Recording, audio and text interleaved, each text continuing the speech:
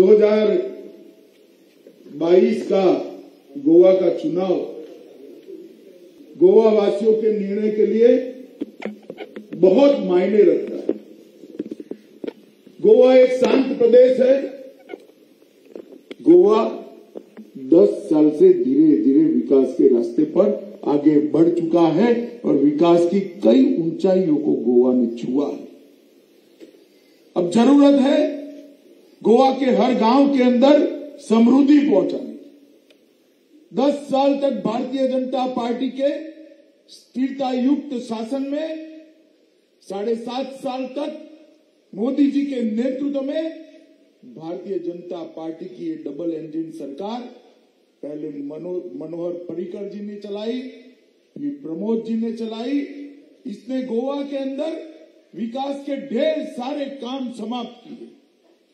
अब आगे गोवा को एक समृद्ध, सुंदर और सलामत प्रदेश बनाने की जरूरत है। 2022 का चुनाव इसका चुनाव है। मैं आज गोवा के मतदाताओं के सामने आया हूं, तब मैं पूछना चाहता हूं कि कोई दिल्ली से आकर, कोई कलकत्ते से आकर गोवा का विकास कर सकता है क्या? जरा जोर से बोलिए तो भाई, कर सकता है क्या? कोई कुछ वादे कर रहा है, कुछ बांट रहा है। उनको भी मालूम है ना वोट मिलने हैं, ना एमएलए आना है, ना सरकार बननी है। वचने किम दरिद्रता, वचन देने में काहे को कंजूसी करना, भाई करना नहीं है। तब भारतीय जनता पार्टी जो कहती है वो करती है और इसके आधार पर हम आगे। हमने कई सारी चीजें गत 5 साल में कही और इसको कर कर दिखाया है। मैं आज राहुल बाबा की कांग्रेस पार्टी को भी पूछना चाहता हूं। गोवा ने कांग्रेस पार्टी को, मित्रों बताना मुझे, मौका दिया था या नहीं दिया था? जरा जोर से बोलो, दिया था या नहीं दिया था? अव्यवस्था, अस्थिरता और अराजकता के सिवा कांग्रेस पार्टी ने कुछ नहीं दिया। दिगंबर कामत हमारे यहां से ही वहां गए। मैं उनको पूछना चाहता हूं कि अगले 5 साल में आपका विकास का खाका लेकर आइए, आप गोवा के लिए क्या करोगे? अगर विकास का खाका जब लेकर आओ तब ये भी लेकर आना कि आपकी सरकार थी तब आपने क्या किया था। पूछना चाहिए नहीं पूछना चाहिए आपको? जरा जोर से बोलो भैया, पूछना चाहिए नहीं पूछना चाहिए? हमारा मकसद है गोवा को गोल्डन गोवा बनाना, मनोहर पर्रिकर के स्वप्न को साकार। और प्रमोद सावंत के नेतृत्व में, नरेंद्र मोदी के मार्गदर्शन में केवल और केवल डबल इंजन सरकार भी ही कर सकती है मित्रों, और कोई नहीं कर सकता। गोवा के इंफ्रास्ट्रक्चर के लिए भारतीय जनता पार्टी ने ढेर सारे काम किए। दिगंबर कामत जी अगर मेरा भाषण सुनते हैं तो सुन ले और अपने शासन में क्या किया इसका हिसाब किताब लेकर आए। मैं उनको पूछना चाहता हूं कि आपकी सरकार थी तब आपने क्या किया था? मित्रों, भारतीय जनता पार्टी ने गोवा को विकास देने का काम किया है। 2013-14 में कांग्रेस की सरकार थी दिल्ली में, सोनिया मनमोहन सिंह जी की सरकार थी। याद है ना आपको? याद है या नहीं है? गोवा को 2013-14 के बजट के अंदर 432 करोड़ रुपया दिया था। 432 करोड़। कितना? जोर से बोलिए, कितना? और इस बार 2020-21 के बजट में भारतीय जनता पार्टी की नरेंद्र मोदी सरकार ने 2567 करोड़ रुपया देने का काम किया। कहां 400 करोड़ रुपया और कहां 2500 करोड़ रुपया? माताओं, भाइयों, बहनों, मैं गोवा की जनता को ये पूछने आया हूं, किसने अन्याय किया? कांग्रेस पार्टी ने किया। क्योंकि वहां उनको प्राइम मिनिस्टर की अपॉइंटमेंट लेने में महीने लग जाते थे, अपॉइंटमेंट नहीं मिलती।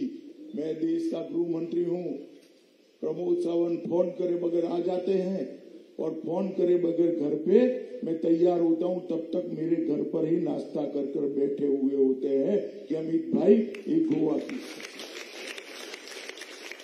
डबल इंजन की सरकार किस प्रकार से काम करती है, इसका ये उदाहरण मित्रों मैं आप सबको बताना चाहता हूं। इंफ्रास्ट्रक्चर के क्षेत्र के अंदर भारतीय जनता पार्टी के समय में मोपा अंतर्राष्ट्रीय हवाई अड्डे का निर्माण 3000 करोड़ रुपया, ये 2500 करोड़ से अलग है, 3000 करोड़ रुपया भारतीय जनता पार्टी की सरकार ने इन्वेस्ट करने का निर्णय किया है और एक और इंटरनेशनल एयरपोर्ट बनेगा। मंडोवी नदी पर अटल सेतु 4 किलोमीटर का 4 लेन का बनने का काम, केबल ब्रिज बनाने का काम शुरू हो चुका है। न्यू जुआरी ब्रिज पर 13.64 किलोमीटर की लंबाई का 2700 करोड़ रुपए का ब्रिज बनाने का काम शुरू हो गया है। खंडेपार ब्रिज, गलगीबाग तलकोना ब्रिज, ये भी धारवाड़ के साथ सीधा संपर्क हो जाएगा। पूरे कर्नाटक का व्यापार अपने गोवा के साथ शुरू हो जाएगा। मनोहर पर्रिकर कोना कोना बाईपास हाईवे, गोवा राज्य में नेशनल हाईवे को बढ़ाने के लिए 6000 करोड़ रुपया और दिया है। सड़क विकास के लिए 4000, छोटी सड़कों के विकास के लिए 4000 करोड़ रुपया और दिया है। गोवा सीपीआर के विकास के लिए 3A प्रोजेक्ट के लिए हमने 32,000 करोड़ रुपए का इन्वेस्टमेंट भारतीय जनता पार्टी की सरकार ने दिया।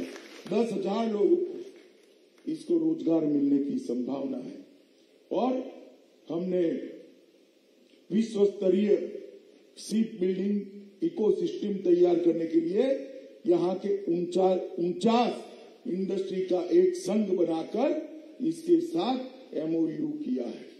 वरना इंडस्ट्रियल एस्टेट में अपने तरह का पहला समुद्री क्लस्टर का निर्माण करने का काम भारतीय जनता पार्टी की नरेंद्र मोदी सरकार ने किया है। इंटरसिटी इलेक्ट्रिक बसें शुरू की है। मुंबई से काराबोलिम तक का तेजस एक्सप्रेस शुरू किया है। टूइम में इलेक्ट्रॉनिक सिटी का शिलान्यास किया है। विकास के लिए, ग्रामीण इंफ्रास्ट्रक्चर के विकास के लिए मोदी जी ने एक स्पेशल पैकेज के तहत हमारे मुख्यमंत्री को 500 करोड़ रुपया दिया है। गोवा टेलीकॉम इंडस्ट्री, मुख्यमंत्री जी ने इसको बढ़ावा देने के लिए एक पूरी संकलित योजना बनाई।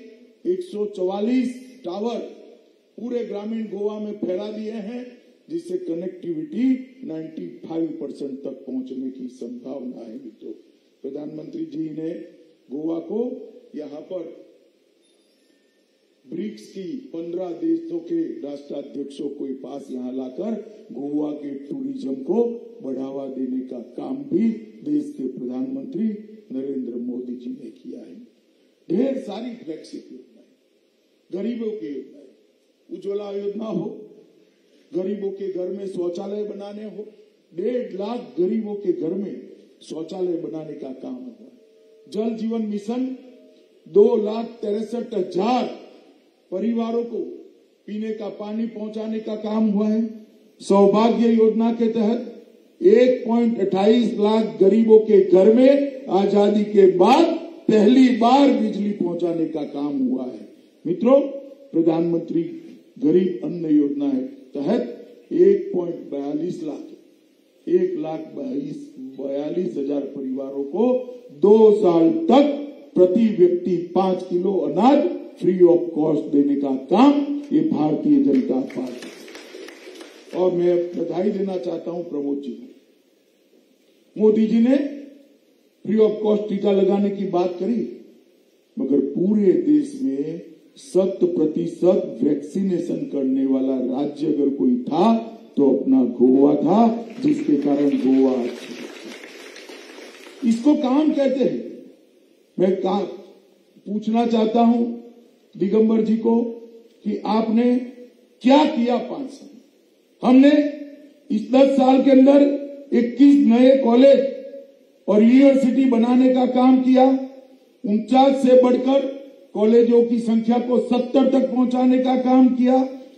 28 व्यवसायिक और पेशेवर संस्थान जो पहले 33 हुआ करते थे, इसको बढ़ाकर 61 तक पहुंचाकर गोवा के युवाओं के लिए ढेर सारे मौके खोलने का काम। स्कूल में शिक्षकों की संख्या में 94% बढ़ोतरी हुई है। लगभग जो पहले 6,354 शिक्षक थे, ध्यान से सुनना, 6,354 शिक्षक थे, बढ़कर 2020 में 12,367 शिक्षक रखने का काम ये भारतीय जनता पार्टी की सरकार ने किया। कानून और व्यवस्था में भी ढेर सारे काम किए। अभी बताया गांवकर जी ने, FSL यूनिवर्सिटी यहां पर खोलने का काम मैं ही आया था और बहुत अच्छे तरीके से हुआ है। पढ़े लिखे बच्चों को, देश भर में गोवा के पढ़े लिखे बच्चों को इससे रोजगार मिलने वाला है। पुलिस की संख्या 50% बढ़ा दी है। थानों की संख्या में 25 नए थाने बनाए हैं और सबसे बड़ा अचीवमेंट है प्रमोद सावंत सरकार का कि अपराध की दर में 50% की कटौती ये भारतीय जनता पार्टी की सरकार है।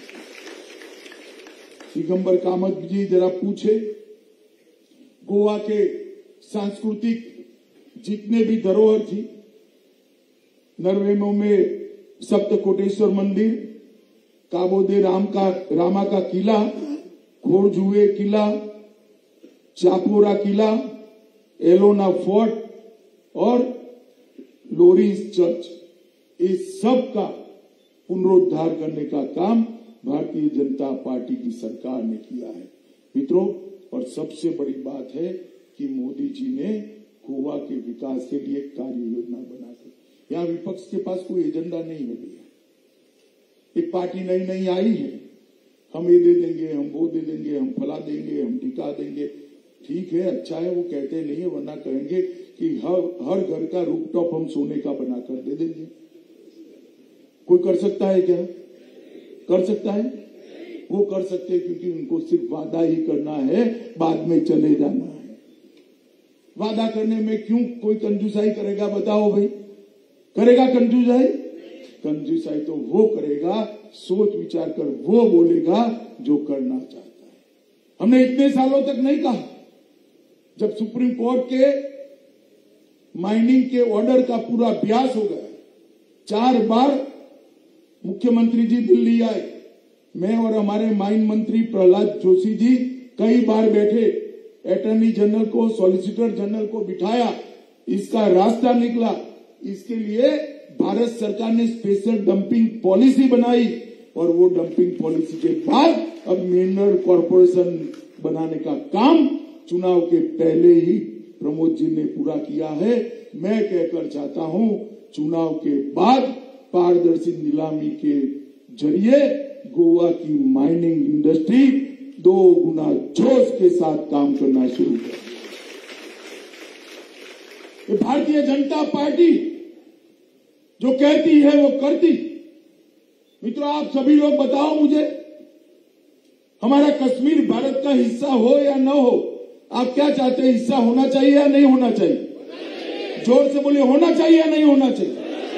धारा 370 कश्मीर को हमसे एक प्रकार से अलग कर रखती थी। जुड़ाव नहीं था, परमानेंट जुड़ाव नहीं था। आपने मोदी जी को दूसरी बार वोट दिए, किसी को कल्पना थी कि धारा 370 चली जाएगी? कल्पना थी भाई? बताओ। आपने आंदोलन किया था क्या? इसके लिए आपने धरने प्रदर्शन किए थे? मोदी जी की दोबारा सरकार बनाई आपने और मोदी जी ने 5 अगस्त 2019 को चुटकी बजाते धारा 370 को समाप्त कर दिया और आज कश्मीर हमेशा के लिए भारत की सुरक्षा को देश के प्रधानमंत्री नरेंद्र मोदी जी ने सुनिश्चित कर लिया। लोहे जैसे इरादे से देश की सीमाओं को सुरक्षित कर नरेंद्र मोदी जी बैठे। कामत जी, आपकी पार्टी की सरकार थी, सोनिया मनमोहन की सरकार थी, क्या होता था? पाकिस्तान से आलिया मालिया जमालिया आते थे, हमारे जवानों के सर काट कर चले जाते थे और कुछ नहीं। मोदी जी के समय में उरी और पुलवामा में उन्होंने हिमाकत करी। नरेंद्र भाई ने 10 ही दिन के अंदर एयर स्ट्राइक और सर्जिकल स्ट्राइक कर कर पाकिस्तान के घर में घुसकर आतंकवादियों का खात्मा करने का काम किया। मित्रों, भारतीय जनता पार्टी एक डबल इंजन की सरकार के लिए आपके पास आशीर्वाद मांगने आई। अस्थिरता से गोवा का भला नहीं होगा। मुझे बताओ, आप पार्टियां सरकार बना सकती है क्या? वोट ले जाएगी, ज्यादा से ज्यादा एक आधा एमएलए चुनकर आए तो आए, वरना भगवान जाने। कर सकते हैं क्या सरकार? 20 पार कर सकते हैं? टीएमसी कर सकती है? ये सारी पार्टियां अस्थिरता फैलाएंगी। हम आपसे आशीर्वाद मांगने आए हैं कि 2022 में 22 सीटों के साथ, 22 से ज्यादा सीटों के साथ एक पूर्ण बहुमत की भारतीय जनता पार्टी, ऊपर नरेंद्र मोदी जी की सरकार है, नीचे प्रमोद सावंत की सरकार बना दीजिए। गोवा का जो विकास का काम आगे बढ़ा है, अब गोवा को समृद्ध बनाने की प्रक्रिया अगले 5 साल में हम पूरी करना चाहते हैं। इसके लिए आपका आशीर्वाद चाहिए। ये छोटा सा खूबसूरत प्रदेश है।